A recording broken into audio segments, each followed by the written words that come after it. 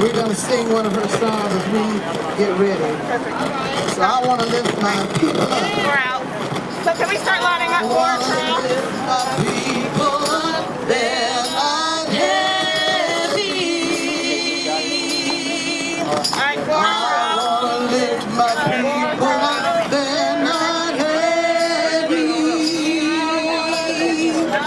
I want to lift my people up, they're not heavy. If I don't lift them up, if I don't lift them up, if I don't lift them up, they will fall down. Oh, I want to lift my sister up, she's not heavy. I want to lift my sister up, she's not heavy.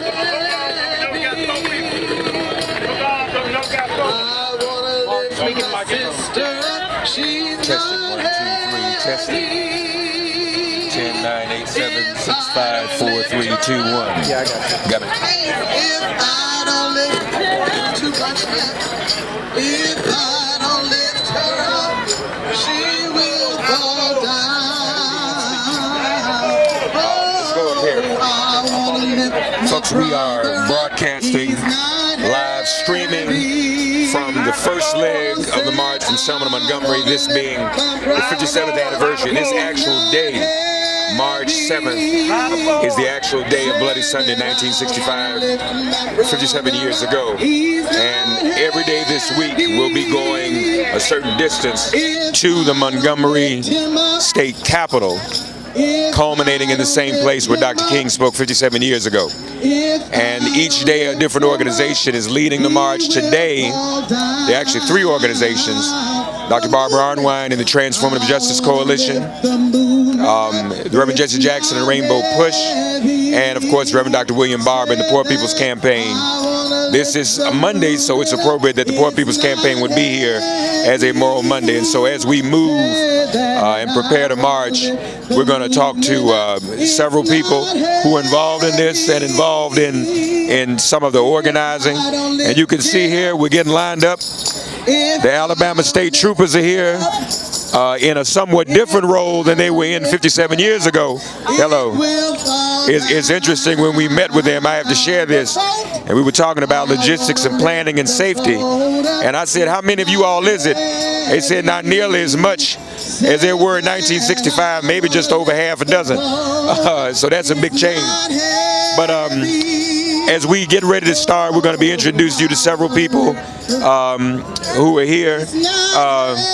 Eric's going to take us up to the front, and then we'll talk to... If I don't lift it up, said if I don't lift it up, oh, if I don't lift it up, I will fall down. The Reverend Dr. Liz Steele Harris here, getting ready to lead the march. How you feeling this morning? Feeling good, ready to march. We got rights to be fought for. We got democracy to protect. We got economic justice to promote, and we gotta do this march. We have powerful leaders from all across the country and from here in Alabama that are a part of this, leading this march. Young people who are committed to a long struggle for justice and are standing on the shoulders and walking alongside those that have come before.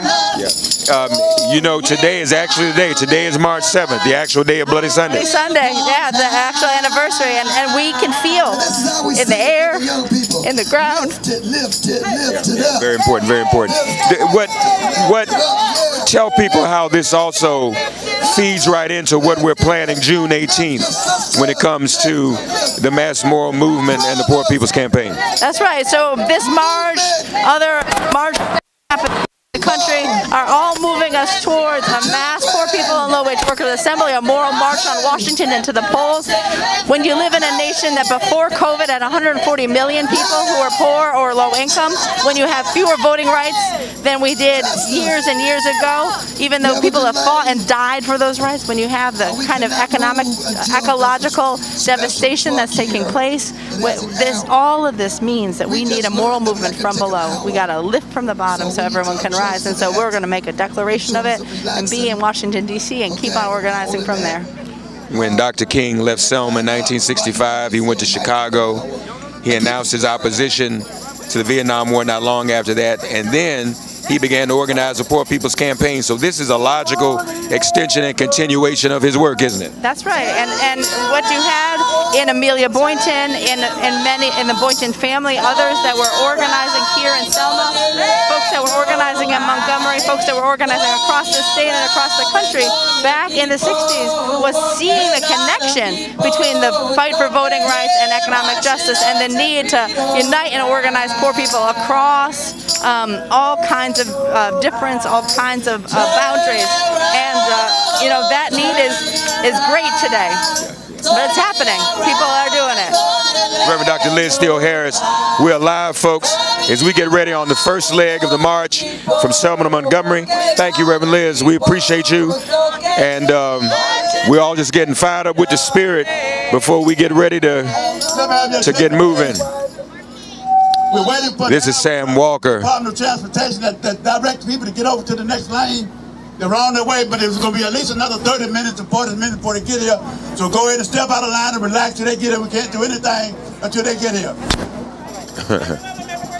Mr. Arbery, come here for a minute, man.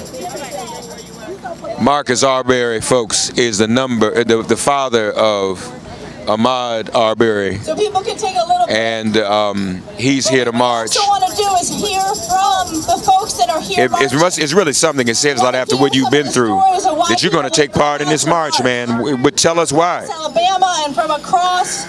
Number one, I give all glory to God, and I'm marching for my son, and I'm marching for all other people before him From people. that been in the great tragedy of losing their life because of the color of their skin. So that's why I'm marching. I'm marching for all the ones that lost their lives in this tragic, bad situation. That's been going on so many years, so that's why it's really important for me to be here to march.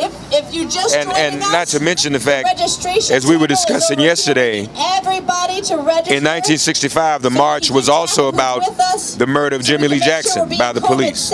And the same thing pretty much happened to your son. Here we are 57 years later, and we're still fighting the same fight. What are your thoughts about that?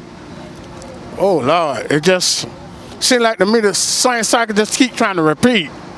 And they try to do it in a different way, but the same cycles keep trying to repeat. And so we the people, we got to do better than this. We got to stop failing. Our system got to do better. Our system got to hold everybody accountable. I don't care what color they are. When they break the law and be wrong, they got to be accountable to the fullest of the law. Yeah. You are an inspiration to us all, Mr. Arbery. Thank you for being here. Thank you for standing with all of us. Yes, God sir. bless you, sir. Thank you, man. All right. Folks, as you can see, we're at mile marker 88 along Highway 80, the famous Highway 80. And as we travel during the course of the week, we will see, and you will see, hopefully, some of the other markers, the campsites. Because in 65, they did it, we're a little bit more comfortable these days. Some will be following in vehicles. You saw a big truck right here that's going to be leading us. Some will be following in vehicles. But in 1965, there weren't any vehicles, and they weren't hotels. So we literally, or they literally, camped out on the side of the road. But it was kind of cool because they had live entertainment. Tony Bennett, Sammy Davis Jr., Harry Belafonte, and others had entertainment along the side of the road, and it was quite meaningful to those who were there. And so we're here today to try to recreate those steps. We'll go about 10 miles a day. We'll be safe. Those who can walk will be driven, and they'll have cars following to be in the caravan. We're going to go talk to a few more people. And you all can see the state troopers are here. Again, very, very different atmosphere than was in 1965. And just from a historical perspective, by the time of the march in 65, the final march after Bloody Sunday, the National Guard was federalized along the road to provide protection. Why don't we spin around a little bit? There's some other folk we want to try to talk to as we await. For extreme safety, we are holding on to leave. We're in a holding pattern until one of the other safety vehicles arrives out here. Hey, tell everybody your name. Yes, my name is Portia Miller, known as Queen, national civil rights activist and community leader out of the greater Atlanta, Georgia, and I am originally born and raised from Dothan, Alabama. Dothan, Alabama. What brings you out here today? Why are you marching from Selma-to-Montgomery? I'm marching to Selma-to-Montgomery because I feel like it is my civil duty, not only is my civil duty to the country, but my duty to the state of Alabama to represent John Lewis. John Lewis was the boy from Troy, and he is the one that came and allowed the world to see, not only with Martin Luther King, but with C.T. Vivian, with Dr. Bernard Lafayette, with Miss Fire Rose, and other great foot soldiers that came before us and exercised their right to vote and got our voters' rights in 1965. So we're not finished marching on it. Some people think we don't need to march no more, we don't need to do that no more, but we have to continue this, don't we? Oh, yes. First of all, let me tell you something. First of all, not only we got to continue to march, but we got to always speak truth to power. Never allow somebody to let you know or let you feel that marching, mobilizing, protesting, boycotting, holding people accountable does not work. It does work, and we showed that when we got the verdict for Ahmaud Arbery. That's right. And what does it say to you that the Arbery family is actually here to march? Strength. It means absolutely strength, and I am so glad they are on our birth soil of Alabama to show everybody that they are in it for the right to vote. Do you know some of the family members did not vote until the death of their beloved Ahmaud Arbery. Right. And guess what? When they went out there and advocated and turned into activists when they didn't want to be, they got out there and they voted and they flipped it on the DA Jackie Johnson and got her out of the seat. That's right. That's outstanding. So the weather, we're going to have some inclement weather this week. There's going to be some rain. As you know, Martin and Coretta and others marched in the pouring rain. Oh, yeah. Are you going to do that too? Oh, rain, hail, sleet, or snow, we amplify. Whether it's 5 or 55, we're going to always amplify. That's how I was raised. That's what I do. And I am a foot soldier of Alabama and Georgia. All right. Well, wonderful. Glad to see you, Sister Portia, Queen Portia. We appreciate you. Just another one of the marches here on the way. Thank you so much. Yes. Folks, we're out here. And you can see some of the marchers getting organized. We're a little bit delayed. We're going to step off shortly. But let's go see if we can visit with a few other people while we're here for the march. As people are as people are gathering, we're here with our sister CC Huddleston, who is one of the organizers for this week's activities. Mentioned several organizations who are doing this, including the NAACP Legal Defense Fund, Thurgood Marshall's organization. Sister Cece has been doing a lot of organizing, and they're going to lead when we arrive at the Montgomery State Capitol in that historic spot on Friday. How you feel this morning? I am feeling energized and so excited to be here. We have a whole group of students from Dillard University, the prestigious Dillard University in Louisiana, and like being a young folk myself, and then also seeing the next generation and also here with multiple generations. I am so energized this morning. Like, for it to be early and for us to have a late last night, I am just incredibly happy to be here.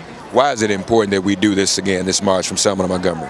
I think the continuation of the march is important because we have a lot of the same issues that we're encountering, and also like different types. Like, we have digital attacks, we have folks who are passing legislation with the repealment of the 1965 Voting Rights Act, and it's not fair that I don't know if my child has the right to vote. And my father was born in '59, and he didn't have the right to vote when he was born, and why are we here this many years later? So therefore it's important to keep the march going. Like, what can I do for my kids, and what can I do for the generations after me? Yeah, very important. Cece, thank you.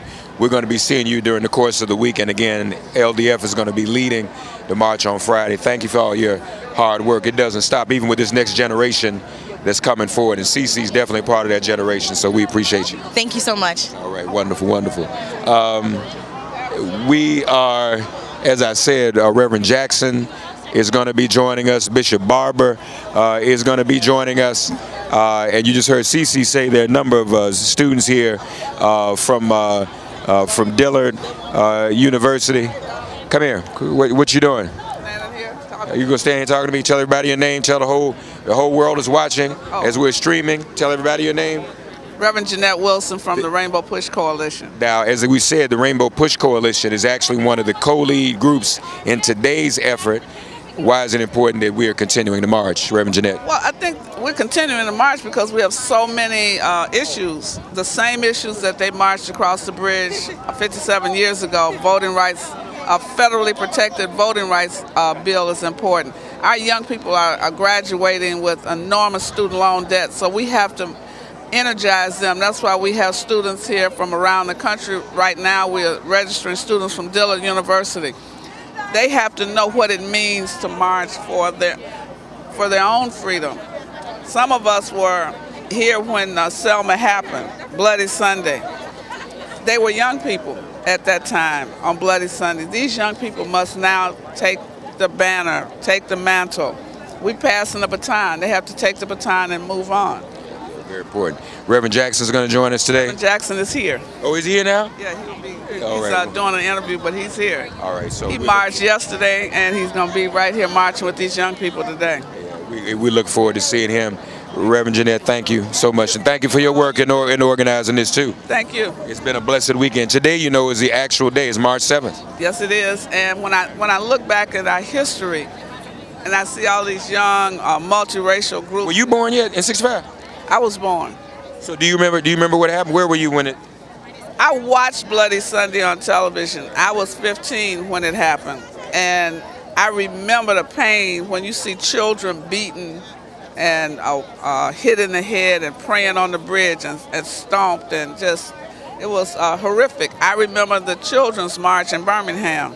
I remember those 4 little girls killed in Birmingham. And so I grew up in segregation. I've been shaped by this racism, and so I feel grateful that we now have a generation that's willing to stand up and march and fight back in a nonviolent way. We have to renew the spirit. We really do. You saw at 15, you saw young people your age out there getting beat. My age getting beaten, and while they're kneeling and praying. And so I remember they had a faith that carried them across that bridge. Thank you, Reverend Jeanette. It's good to see you. Wonderful, wonderful, wonderful. We're here. Latasha Brown is also here from Black Voters Matter. We're live streaming.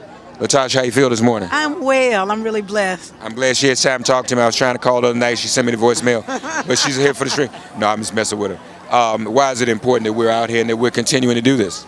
You know, I think it is important literally to commemorate the spirit and remember. That's part of why history is so important, to remember what our people have done, remember how we got where we are, and to think about where we got to go. Yeah. And now, today is actually March 7th. That's right. Now, Latasha, many people don't know this, Latasha and I actually met organizing the Jubilee in Selma, didn't we? That's correct. That's years ago. Years ago. It's kind of our political upbringing. That's right. What can Black Voters Matter say to our audience about what our options are? I mean, it seems like a lot of options we had. What happened in the Senate dried up. What moves do we have left to make? Our moves is about us. Like, it has never been. Our fate ain't tied into just what the Senate does or what the House does. Our fate is decided by what we do. And that's why we do the work we do. We have to organize, we'll apply the right kind of pressure and the right moment to the right targets will make the difference. Hey, Brother Cliff. Some more armbands. Yeah, come on. The back of the truck. Bring us some more. You know, it's the right, you know, for us to really recognize that the right move is the move that we make. So it's not about the Senate. Part of it is we got to organize, we got to come out, we got to apply pressure, we got to move folk out the way that's blocking, and we got to put people in. It's that simple. How'd you feel about the Vice President's visit to Selma yesterday? I'm glad that she came. I think it was beautiful to see her up there. And you know, a few of us met with her, and she reinforced her commitment to voting rights. So. And I mean, we would not have the first Black woman, South Asian woman, Jamaican woman, right, Vice President if it weren't for what happened right here in Selma. Absolutely. Selma made it happen. It created the space. So now, Black Voters Matter is here today, but they're actually responsible for the march on Wednesday. All the different organizations are taking a day, and so Black Voters Matter will lead all the great work Black Voters Matter has been doing over the past few years. It's been incredible. It's been necessary. It's been important. So glad you're here. Good to see you. Appreciate you always, always. We're broadcasting live right before we get ready to march on the way from Selma to Montgomery. Bishop Grant. He can't hear me. Bishop Grant is with the rainbow. We're going to try to see if we can find him. Also, Barbara Arnwine is here somewhere, and she's with the Transformative Justice Coalition, and they're another one of the organizations that is leading this. And the Transformative Justice Coalition did a lot of important work with the Arbery family, getting things organized down in Georgia as well. And I see we've actually got some students here from Dillard University. We want to see if we can talk to some of the young people who were here. Hey, how are you doing? Oh, good. How are you, Reverend Mark? Happy Memorial Monday. Everybody watching online, tell everybody your name. Oh my gosh, I'm Reverend Carolyn Foster. Tell us what this day means to you. This is March 7th, 57 years ago. Yes, it is. Oh, I didn't tell you who I am. I am one of the tri-chairs for the Alabama Poor People's Campaign movement here in this state. We're so excited to see all these young people and older people and the veterans of the march and these new marchers. It is so exciting. But this is very important. We are still 57 years fighting for voting rights. That's a whole generation. A whole generation of people who don't know anything but having to fight for voting rights. It is unacceptable in this country, unacceptable. That's why this time is so important. That's why these people are here, because we're fighting for democracy, we're fighting for the right to vote, which is our right in this country. So I'm here coming from Birmingham, Alabama, growing up in segregated South, having to fight for living wages, in this country, we're having to fight for health care, and to be still having to fight for voting rights. Were you born yet in March 7, 1965? Oh, thank you for asking that question. I don't want to presume. I have been here for a while. Okay. So do you remember, were you old enough to remember what happened? Yes, I was. Matter of fact, going back to Birmingham, Alabama, I was 10 years old when the 16th Street Baptist Church was bombed. So yeah, I remember 1957. I'm not going to tell you when I was born, but that's all right. Yes, I remember. So do you remember your reaction and your parents, your family's reaction when you saw what happened in Selma that night on television? Well, my mom and parents tried to keep it from me, but we all saw it. But they really didn't talk about it because of their fear during that time. I mean, when my neighborhood, Smithfield, known as Dynamite Hill in Birmingham, Alabama, was bombed by the Ku Klux Klan. And they just kept it from us and just gave us some excuse for the rumblings that we heard, the shaking of the bed. Because I fell out of my bed one night during one of the bombings.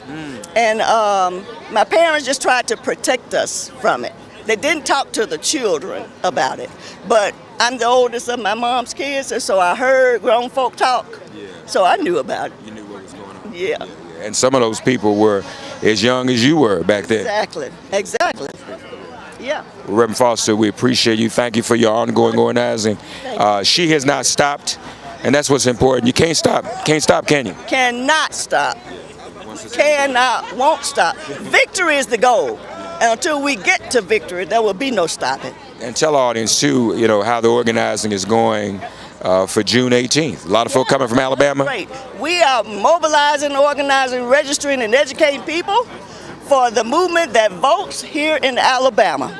We have teams of people all over this state that's working in these regions to get people signed up and ready to go on June 18th to Washington, D.C. When we talk about poverty, poverty is real in Alabama too, isn't it? Poverty is definitely real in Alabama. 45% of our Alabamians, of our neighbors, our friends, our family members, are poor and low wealth in this nation. That's almost half of us. So poverty affects all of us. And that's a shame. Yeah, it is. It's terrible. Poverty is real, folks, and this is the work that Dr. King was doing. Absolutely.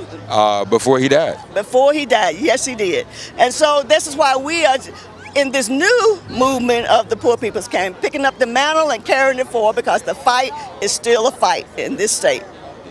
Carol Foster, Reverend Carol Foster, God bless you. Thank you for your insight. Thank you for being here. Okay, folks, we are live here at the Poor People's Campaign. This is their day, along with the Transformative Justice Coalition and Rainbow Push. And here, one of the organizers with Rainbow Push is Bishop Tavis Grant. Hey, brother, how you doing? Brother Mark, we're on the move. Can't stop us now. Where you get that red, black, and green top that you got on? What size is that? If I tell you, you got to give me your approval.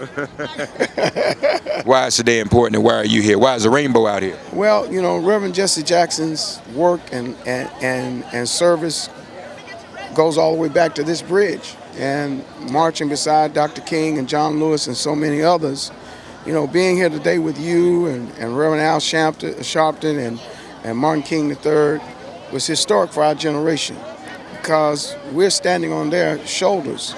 And to see today from 65 to 2022, so much is still at stake. Yeah. Voting rights is at stake. Social justice is at stake. Brothers and sisters who are serious about criminal justice reform, that's what the Selma-to-Montgomery 2022 is all about. Indeed. So you all are leading today as we start this first leg of the march.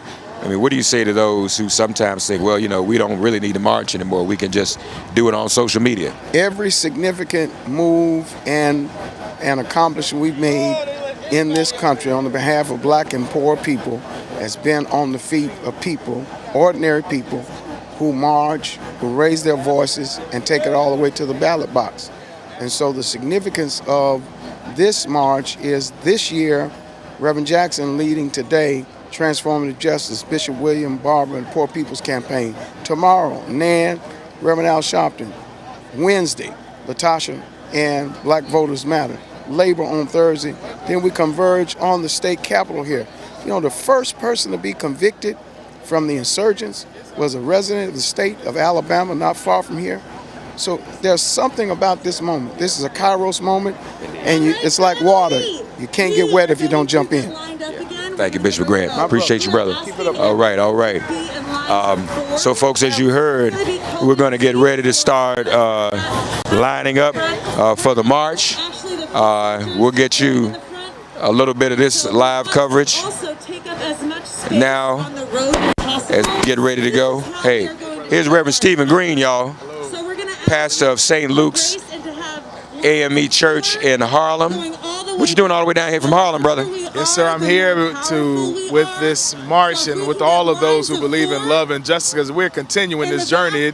It's not a historical commemoration. We're here because we're in present suffering, and we're going to take this message to the state of Montgomery, to the state of Alabama, and to all the United States of America that we want our freedom and we want it now. And why is it important that even in your generation, the younger generation, we continue to march and not forget how to march? Absolutely. It's important to recognize that this is the nonviolent army. We're making up the warriors of truth and of love to hold this nation accountable for our sins that are being imposed upon black and brown people in this country today. This is a present day suffering. This is not a historical remembrance. We're fighting now because the weapons that we are up against are still masquerading themselves as a form of democracy. And so now is our time to turn the truth on this nation and turn the lights on and be honest with ourselves. Thank you, Reverend Green. Appreciate it. Reverend Green here with us for the duration. You're going to be with us all week, right? Yes, sir. All right. Reverend Green is here with us for the duration and getting ready to march. Here's Barbara Arnwine over here. We're going to see if we can track her down. I was trying to, Barbara Arnwine, who is also one of the co-organizers of today, Transformative Justice. Right here, Barbara. Look right here if you don't mind. Yes. We're live. We're streaming all over the world. Tell people all over the world why you're here today and why this is so important. Because most people aren't aware, not only in the U.S. but worldwide, that American democracy is under attack. And we are in a very precarious time where people, because they fear losing white political dominance, they're willing to destroy the democracy. And I know that sounds extreme, but it's true. All these voter suppression laws, that we're seeing throughout the country are a response to people's fears of black, brown, Asian, Native American, young people, and other folks being strong in this democracy. They don't want it that way. So it is so important for us to say that you can't stop the winds of change. It's important for us to say that we, in this generations, that we who are living, we will fight like our ancestors fought, and we will win again. And we will continue to be vigilant in protecting this democracy. Today is the day, 57 years ago today, March 7, 1965. Were you born yet? Yes, barely. Barely. So you weren't old enough to remember what happened? Not at all. In fact, my first civil rights memory is 1963, and that is the March on Washington, and I was trying to watch it, and my grandfather came and turned it off and said, those people are going to get us all killed. Really? Yes. And the minute he walked away, I turned it back on. Before we start this sign, Reverend Foster was saying that about her situation, and I mean, our families were different then, and they wanted to protect, didn't want people to, didn't want the kids to see something like that. But remember, they had seen Tulsa. That's what we got to remember. My grandfather had lived through Tulsa. He had seen all these massacres of black people in Okeechobee and all the other things in the 1920s. So he knew what white anger could look like and what white revenge could be like when we pushed for our rights. So he was absolutely not being unrealistic. He was responding to a real situation. I didn't understand that for years until I started studying the black massacres. And you realize that he had a basis. Congratulations for all the work you did. I think you really made a difference in that trial down in Georgia when it came to the Arbery family. Yes, and the Arbery family is here strong with us today. And they are not only advocates for their son and their slain nephew, but that they're here to say voting rights counts, that it matters, just like life matters. Well, the Black Lives Matter and voting rights go together anyway, because Jimmy Lee Jackson was a Black Lives Matter issue. Exactly, and people don't know about Jimmy Lee Jackson. He is the young black man who was active as an activist and trying to promote voting rights here in this country. People don't know that in 1965, less than 5% of all black people in Alabama were registered to vote. So Jimmy Lee Jackson was on the front line of saying, give us the vote. And they beat and killed this young black man activist for being out there working for our voting rights. There was no other reason to kill him. None other. No other reason at all. And that was the original plan to actually, but not only that, the plan originally was to march Jimmy Lee Jackson's coffin to the state capitol. That's correct. People don't realize that's how the Selma-to-Montgomery march started. That's why Bloody Sunday happened. And you know what else people don't know, Mark? Is that John Lewis, when he told the SNCC Executive Committee that he was coming here, they told him no. They told him he could not come because it was too dangerous. And he said, if the people are going to march, I'm going to march with them. And you can have my chairmanship if that's what it costs. And that was a decisive moment. If he hadn't had the courage, think about it. I mean, there's a whole lot of amazing people we owe a lot to. Yeah, no question about it. Barbara Unwin, thank you for organizing us today. We'll be on the road together shortly. Can't wait. Mark, you are the best. Thank you for all that you do. Thank you. Thank you, Barbara. Hey, Eric, of course, is the best. All right, Eric. We love you. She's speaking to Eric Preston, y'all, who is our camera operator. And not only that, cameraman, producer, Fusion Films, y'all. And he was with us in Brunswick for a month. That's right. Wonderful. Wonderful. Thank you. She's from Selma. Yeah. So somebody, I'm just going to start this way. Somebody fed us well the other night. That's one thing she's known for. But she is a native Selman. Miss Callie Greer, how are you? I'm well. How are you this morning? I'm good, I'm good. So we're back in your hometown. Well, yes, I'm a native Montgomeryan. I am an Alabamian, citizen of the world for real though. We're back in Selma. How you feel to have folk back here in Selma for you? I wish you guys would stay a couple of weeks, help us get some stuff done, yeah. But it's wonderful to have all of these beautiful faces, all of these different beliefs and religions, all of these different colors and hues here in Selma today. I'm excited. I'm just glad to be here to be able to be of service. They handed out water, t-shirts, and people registered for June 18, 2022. Low-wage workers and Poor People's Campaign on March on Washington, D.C. June 18th, 2022. If you're not registered, holler at me. If you're in Selma, holler at me. I got you. Today, Bloody Sunday was 57 years ago. Were you born yet? No. I'm yet. not going to date myself, but I wasn't born yet. All right. Well, what stories you remember? Did your parents talk about what happened? Well, my great-grandma, who actually helped raise me, was an actual slave. She died at the age of 99, so I kind of lived it, right? The oppression. My great-grandma was a woman of very few words, and I didn't know why. You know, she didn't talk much. She just went to church, prayed a lot, worked. And as I grew up, I understood that her voice had been beaten out of her. So I didn't know then, because I was born August 5th, 1960. But my great-grandma helped raise us. Her name was Big Mama Lily Allen, and she was a woman of very few words. And I didn't know why, but now I found out later as I grew up why. Because she was actually a slave. Yeah. So she doesn't have any words. Yeah. So I do enough talking for her and my grandma and the rest of them right now. I do enough talking for all of them. Yeah. Thank you. You're welcome. So good to see you. Bless you. Bless you too. We're here, folks, for the first leg of the march. We'll go to the front and get some of the visual of what's happening.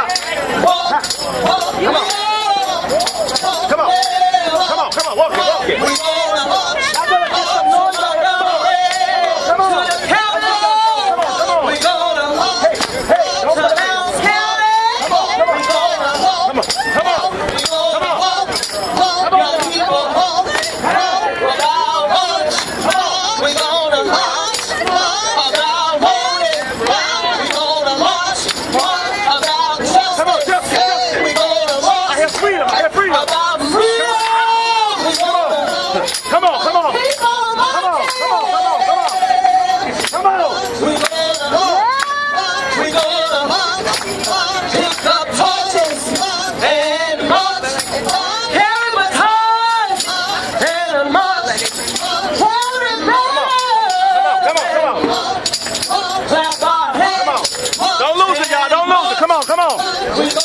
Come on, come on, come on, come on. Take them there, take them there. Take them.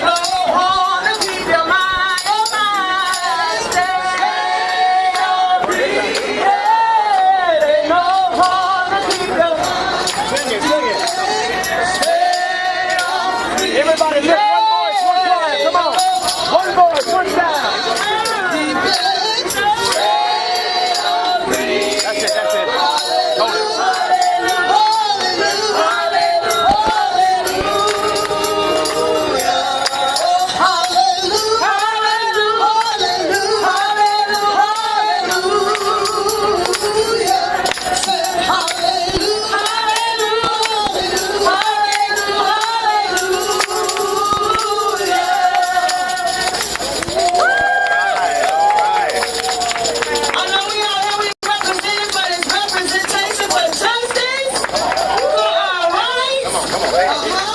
If you've done this march more than 3 times, let me see your fist.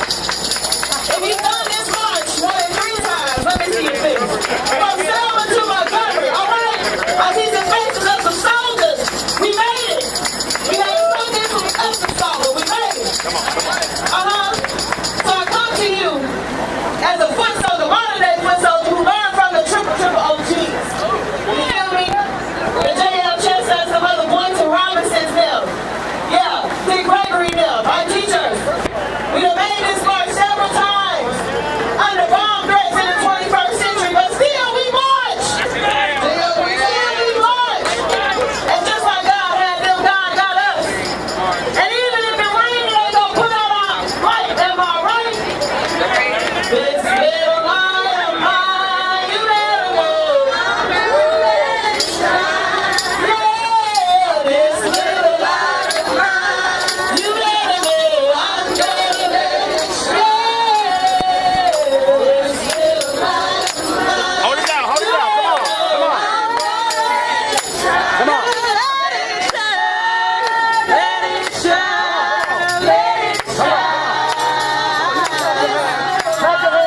Come on.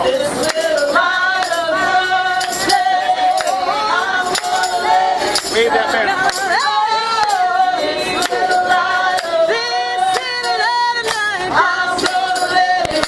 Hold it down, hold it down, hold it down. Hold it down.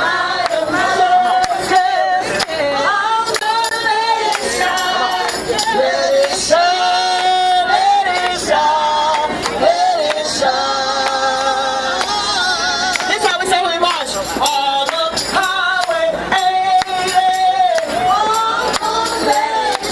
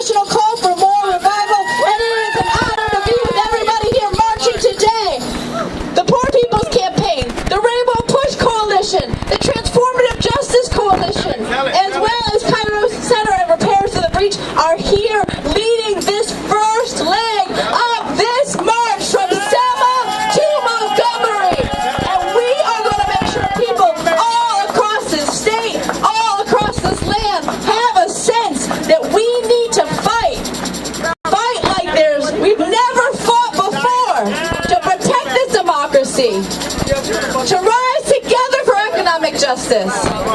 And what we want to do is we want to stay in our lives. And we're going to hear some inspirational words from Reverend Jesse Jackson, who has been in this struggle for so long. But we need people to stay organized and stay lined up. We're still going to march after we get charged up to march by the Reverend Jesse Jackson.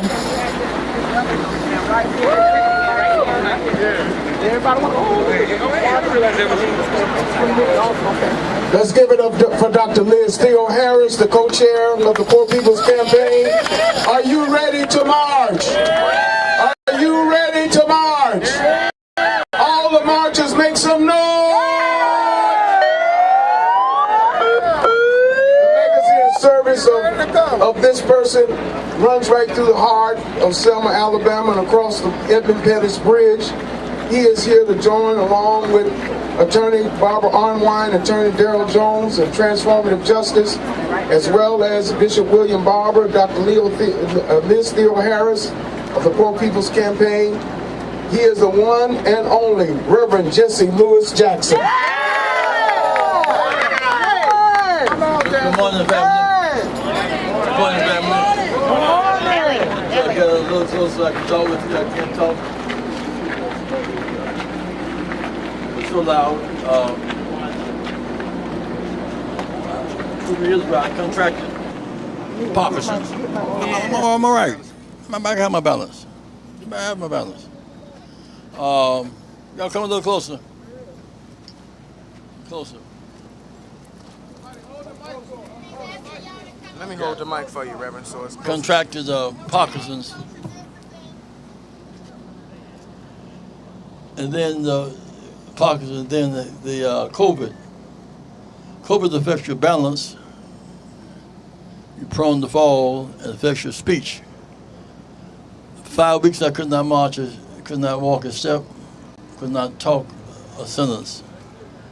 So we're walking, but I'm walking, marching today. Thanks be to God.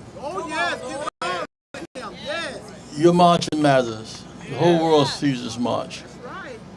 Many people benefit, few people participate. Everybody want to pick up apples, nobody wants to shake the tree. We're going to shake the tree. Come on. Deep roots in the tree. Shake the tree. When the winds blow and the storms come, the tree will stand. If it falls down for a minute, to get back up because the roots are strong. With the roots. Foundation about struggle. How do you measure progress? Where? See, this black patrolman out here today, they were not here 50 years ago. There was no black patrolman at that time. Whites were hostile. Mayor of Selma, Alabama was African American. Birmingham, bombs were blasted. Montgomery, Mobile, last slave ship close to landed at Mobile, Alabama. So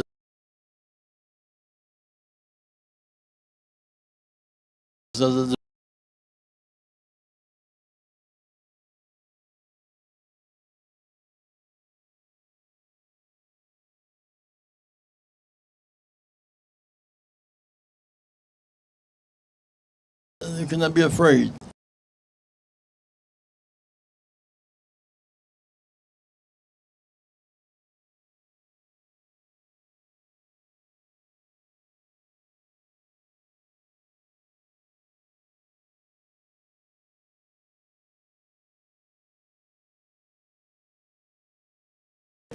So they use gerrymandering. Annexation. At large. Road pressure. The way they drew the lines, gerrymandering. Annexation. Add whites who left the cities and moved to the suburbs. Because our district we can't win. Road purging. Now it's time for us to act again. We can win in spite of the schemes that they use. Many ways, many whites in the South have changed. Changing according to the good information. I'm sharing with the writers today. What happened was a TV program about Russia last week. Let me know really what's happening in the South of our country. The average person in Russia today, walking down the street, going back and forth to work, the theater.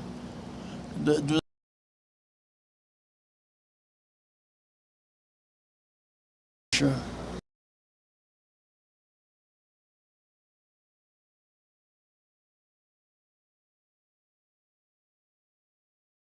Also, use that and inside the problem.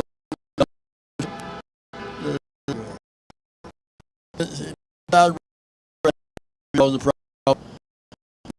The synagogue sites. And Asian back racism is. That's why we must be enlightened. Enlightened enough back. Enlightened enough back. To fight back.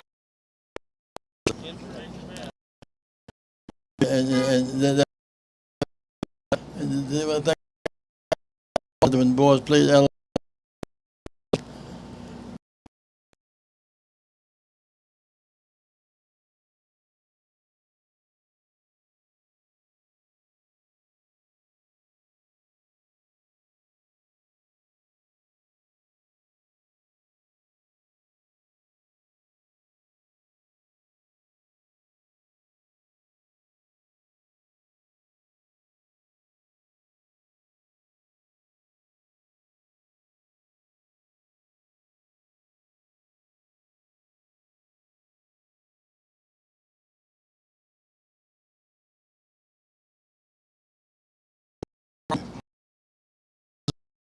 Is a source.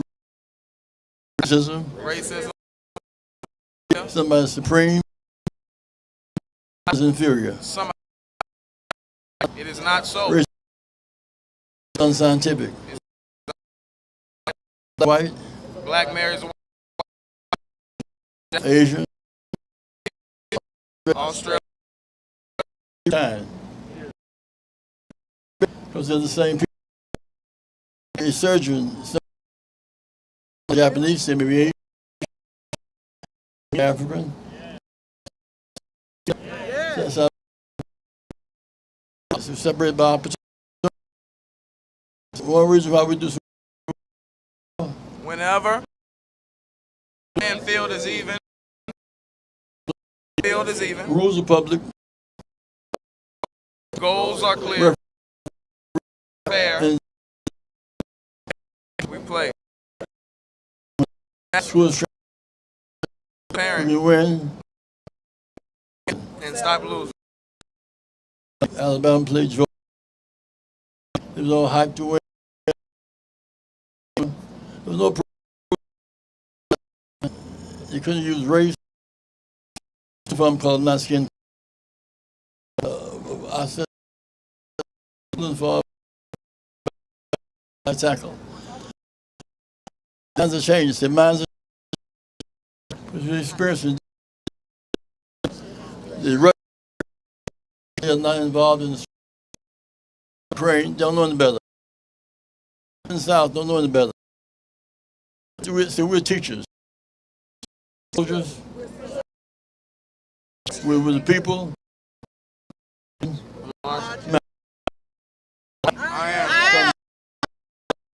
I am. Respect me. Never neglect me.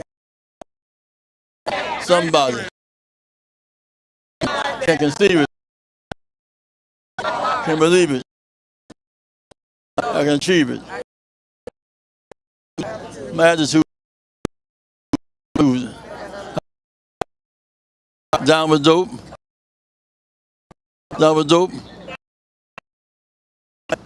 Somebody look down on somebody. From coalitions. By the way. So much.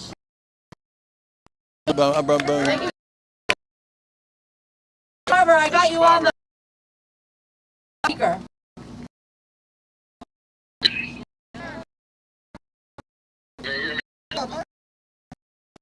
Thank you.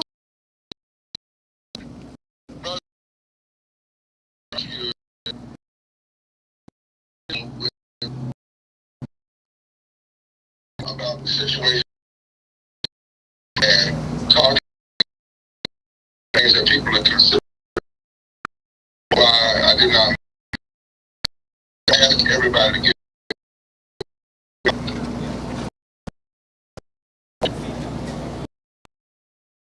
day 1965. That's right.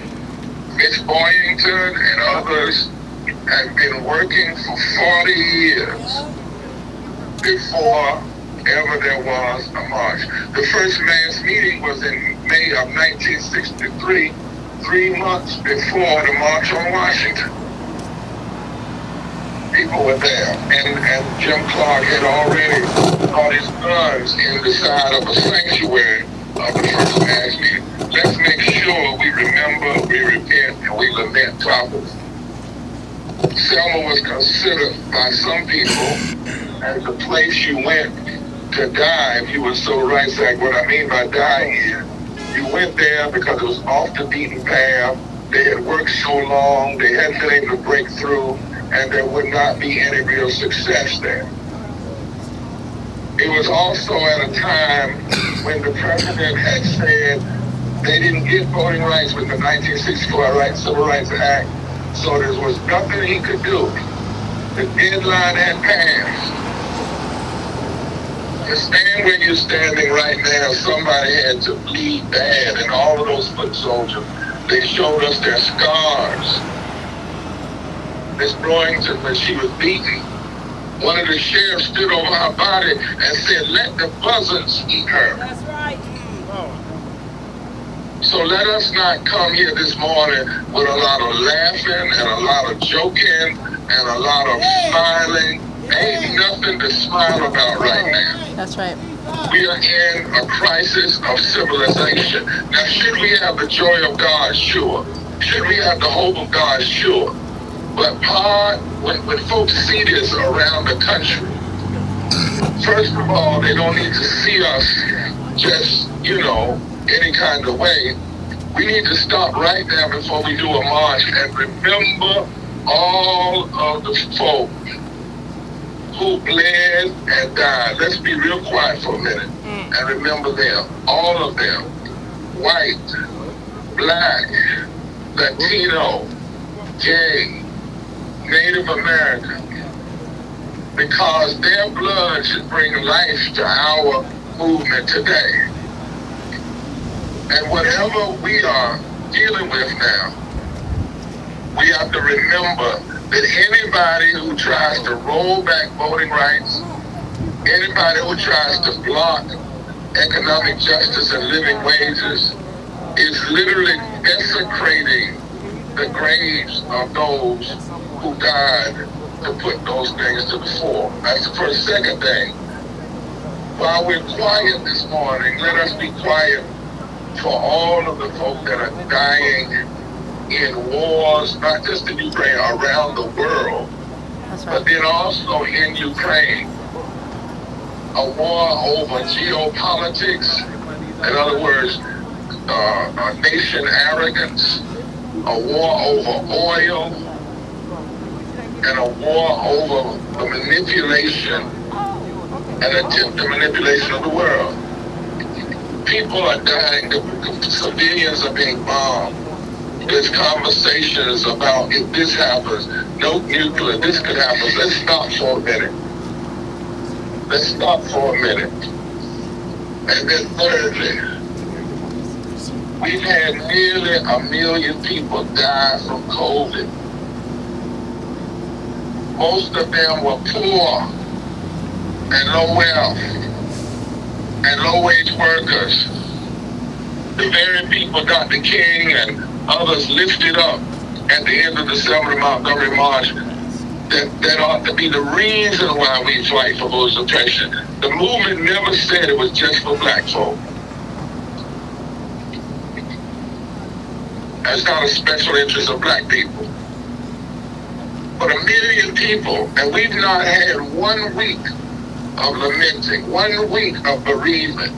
Nearly 1 million people. Everybody wants to get back to some kind of strange normality, which was where 250,000 people were dying a year from poverty. That's where we were prior to COVID. But let's stop for a minute and be repentant and lamenting. Oh, nearly 1 million folk, most of them poor, and one study said 60% didn't have to die if we had taken care of everybody from the bottom up. Yes. And then lastly, put your mask on. Let's not be irresponsible. I could not say this yesterday from the podium because it wasn't our podium. But at this march today, put your mask on. There's new language that says the CDC new guidelines are problematic. The Poor People's Campaign has 3 black women who are top epidemiologists in disease and control. And they said to us, this is not the time for us to be lax. And if you go down there in the Poor People's Campaign and march without masks, you are representing the kind of individualistic irresponsibility that has caused many poor people to die. That's model for the nation. We should be able to have our masks and our boosters and our shots, because if anybody catches something, particularly in something we do, and we were irresponsible, then we can't criticize the other folk. And the people who are walking with us, the people we care about, are the people already the most vulnerable in this whole context. Put your mask on. Spread out 6 feet apart. Don't bunch up. Spread out 6 feet apart. And don't bunch up. And don't be arrogant, saying, ain't nobody tell me what to do. That's the same stuff we said that we didn't like about Trump. That's the same stuff we said we don't like about McConnell and Manchin and Sinema. That's what they said. Can't nobody tell us what to do. We must model the beloved community. And in the beloved community, it's not about individualism, it's about collectivism. Put your mask on, spread out, and the first leg of this march, the first half mile of this march, let it be solemn. Let it be solemn. Let it be reflective. We'll sing, we'll do musicology, but the first half mile, let it be solemn. Make sure that they're in the disabled pro, they get first and they're taken care of. And then once the half mile is, then we can do some other things. But this is not the time for a lot of smiling and giggling and bumper sticker talking. We must shake the consciousness. Let us face our moment in time and be committed to change. As Bishop says, is with the rainbow, he said, we want it all. Not some of our rights, not some of it, but all of it. God bless you, love you, and forward together and never one step back. All right, all right. Big hand for Bishop. All right. Now, all right. as we march today, I want to run this past you, my friends. So I think we gotta go. I think we gotta go. I think we gotta go. So we're gonna get to stop at the okay. We're gonna get the buses to put out. The bus is gonna meet us at the first rest stop. Let me have you shift over so the buses can put out there. We're heading out as soon as we get the buses out of here. They head to the first rest stop. We gotta go. We gotta go. We gotta go. We gotta go. We lined it up. People moving. Okay.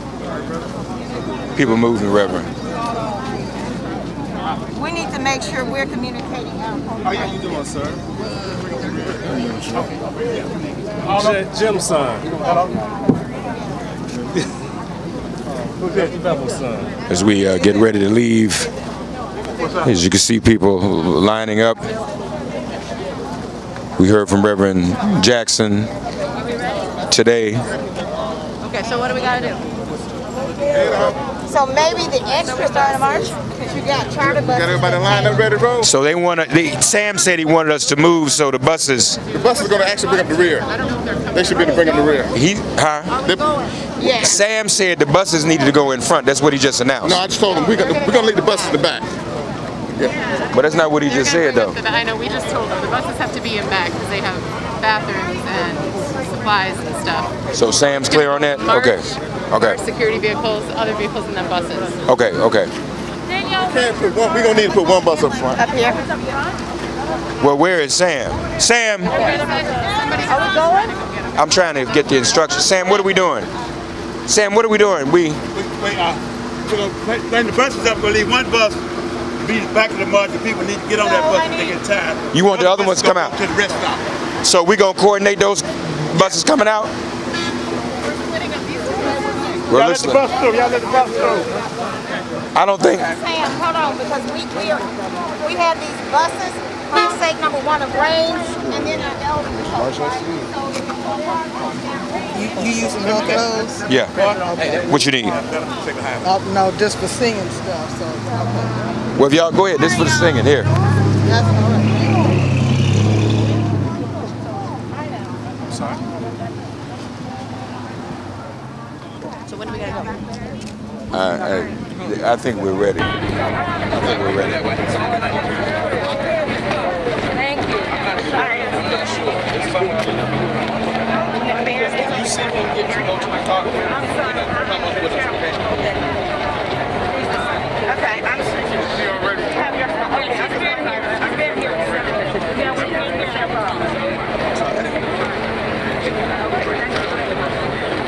right, can y'all all move over to the side? This way. This way. Right here. Okay, we're going to try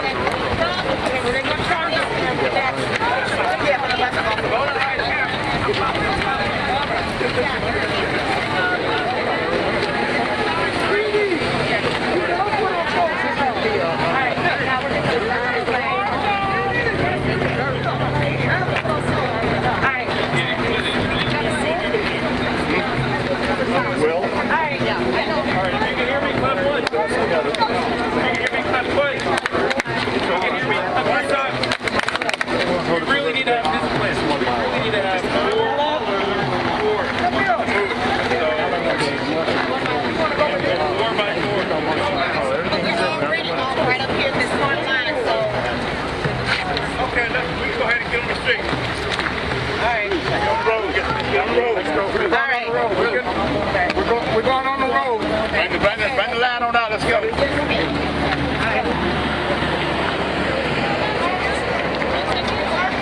Remember, we're going to stay in this right lane. We're going to stay in the right lane all the time. Behind the banner should be 4 across. 4 across behind the banner. 4 across behind the banner. All right, let's get the banner straight. All right. If we stop right here, I'm going to get between them. All right, we're going to have y'all. Stay on the right lane. Make sure you stay in the right lane. Chris, come inside. Social distancing, please, as well. Okay. Once we get started, get your social distancing. Let's roll. We're going to have the outside of the bar. Let's go. Let's go. Right. Make sure they stay on this side of this white line. Make sure they stay on this side of this lane.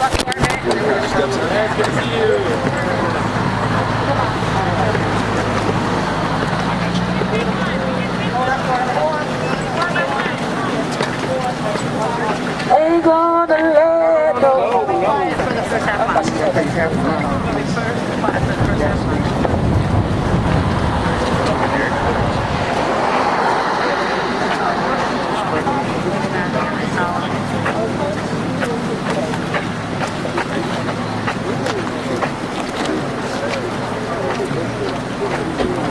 Yeah, I got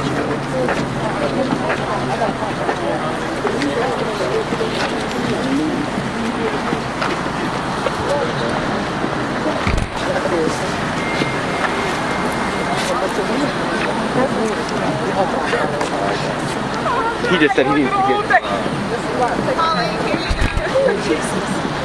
Trying to be respectful. Yeah, I'm gonna get past this.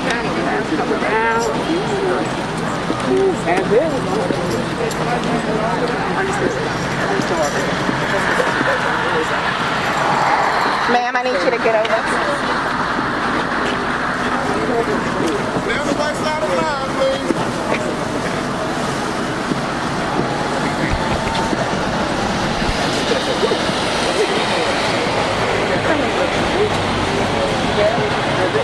Oh, it's because the car, yeah.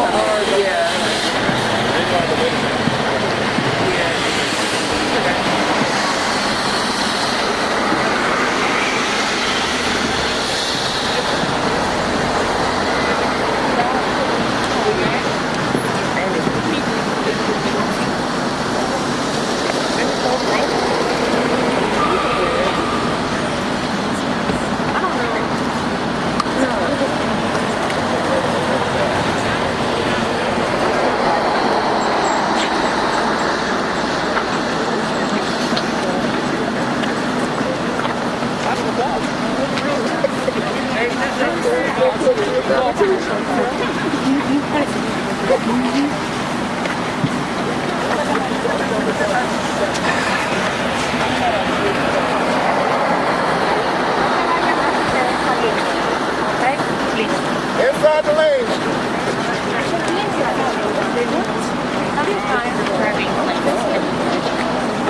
What's it called? The Humber.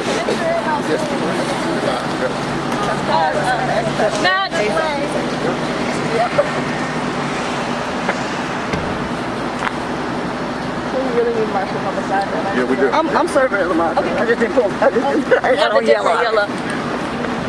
Everybody stay in this lane. Yeah.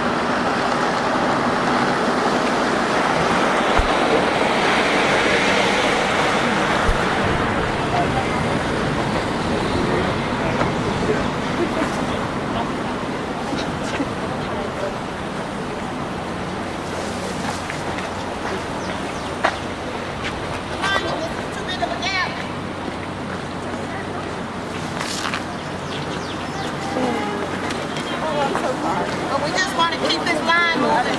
Try to coordinate whatever you got going on and keep this line moving.